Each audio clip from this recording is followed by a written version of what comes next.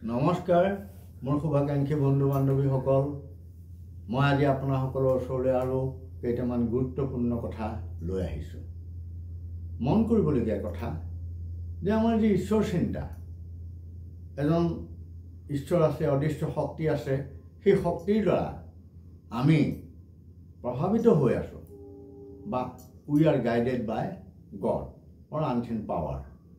এই কথাটো আমি উপলব্ধি কৰি চলিব লাগে তেতিয়া আমি বেয়া কাম কৰিব নোৱাৰিম আমি নীতিত থাকিবলৈ চেষ্টা কৰিম ধন যাৰ আছে তেওঁৰ মৃত্যুৰ অভাৱ নাই তেওঁৰ ওচৰলৈ মানুহ আহিব তেওঁৰ ওচৰত কৃতজ্ঞ হৈ থাকিব তেওঁৰ ছত্ৰছায়াত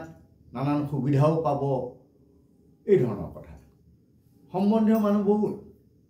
যাৰ হাতত ধন নাথাকে তেওঁ কাষ চাপি মানুহ নাহে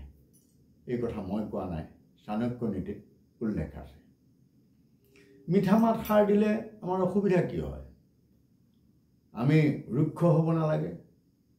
আমি মানুহক ভাল ব্যৱহাৰ কৰিব লাগে সুন্দৰকৈ মাত কথা আমি আদান প্ৰদান কৰিব লাগে এই কথা নিশ্চয় স্বীকাৰ্য এতিয়া কথা হ'ল চাওক যে যিসকলে নিজৰ ব্যৱহাৰ ভালকৈ নাৰাখে সেইসকলে কিন্তু অন্যৰ পৰাও বেয়া ব্যৱহাৰ পায় কাৰণ টিট ফৰ টেট আপুনি যদি মোক ভাল ব্যৱহাৰ কৰা নাই মই আপোনাক কিয় কৰিম আপুনি যদি মোক সন্মান দিব নোখোজে মই আপোনাক সন্মান কিয় দিম একেটা কথাকে ভালকৈ ক'লে ভাল আৰু যদি তাৰ টিউনটো কোৱাৰ যিটো ঢং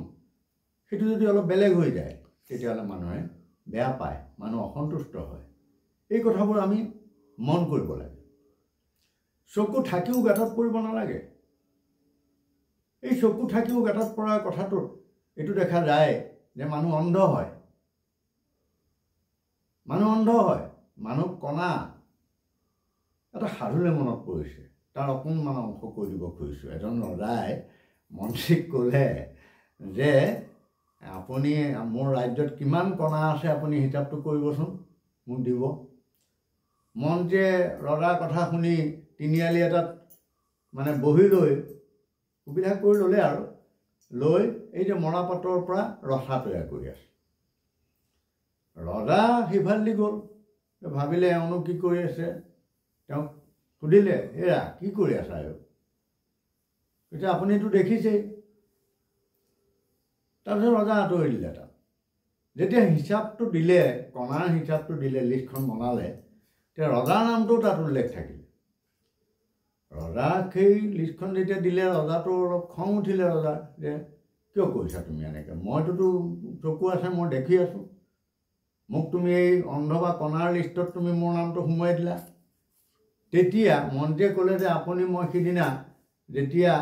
ৰচা তৈয়াৰ কৰি আছিলোঁ তেতিয়া আপুনি দেখিও মোক সুধিব নালাগিছিলে যে কি কৰি আছা গতিকে ৰজা একো মাতিব নোৱাৰিলে ৰজাই হয় কথাটো মই সুধিব নালাগিছিল এতিয়া চাওক যে স্বাৰ্থপৰ মানুহ আত্মকেন্দ্ৰিক মানুহ লোভী মানুহ অনবৰতে নিজৰ কথা চিন্তা কৰি থকা মানুহে মৰা শোৱা এটা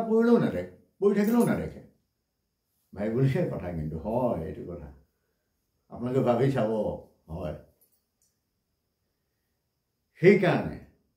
মানে চাব লাগিব যে যেনে কুকুৰ তেনে টাঙন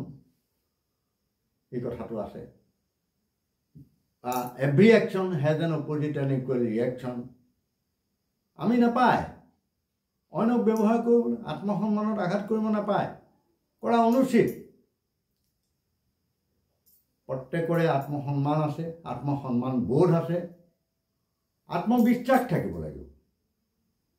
এই আত্মবিশ্বাস আৰু